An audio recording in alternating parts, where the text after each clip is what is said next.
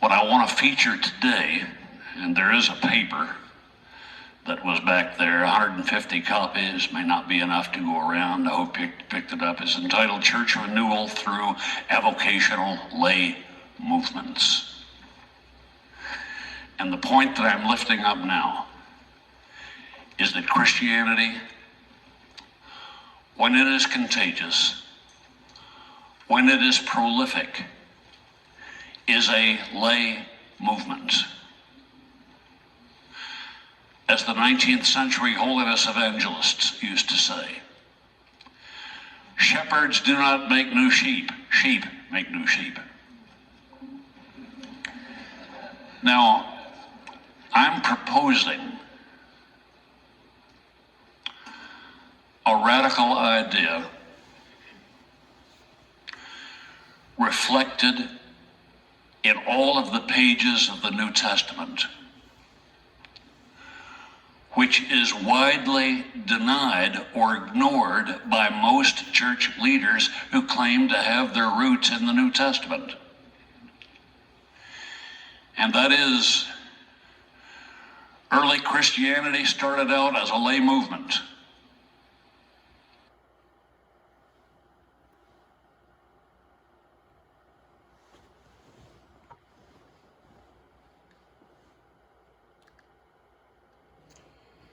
And then we also know, as we continue on with Dr. Hunter's discussion, that of the indispensable role of small groups.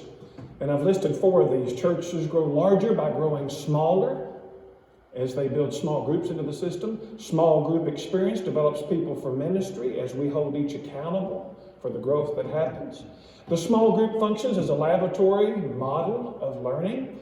And the small group functions as a laboratory for the witness of the laity. People who talk about the gospel inside will talk about the gospel on the outside. So we need to get people into small groups. We also know that recovery ministries are a prototype for outreach ministries. And there's kind of a few items there that he talks about in the book, that addiction is not a choice, that cravings override willpower. Addiction is a progressive disease. People are powerless to quit, but God has all the power to heal. We know that there's many causes of addiction that the church should be aware of, including these that you see on the screen. But there are opportunities for the church to have recovery ministries by establishing recovery groups, meals and fellowship groups, alternative worship services and times, and underground movements to build the Church of Jesus Christ. An example is given of First Baptist Church Leesburg. This is a church for everyone in chapter 6, and talks about Pastor Charles Russell was called to Florida in 1976, and within months the attendance doubled from 300 to 600. Their strategy? Leesburg Church, to all the people we can find that no other church seems to want. And this church seemed to be a church that they were willing to go out and serve and reach sharecroppers, migrant workers, neglected people, homeless people, unwed mothers, addicted people, at-risk children, and so on and so on. And behind the scenes on all of this was productivity, intentionality, and the Holy Spirit were all at work.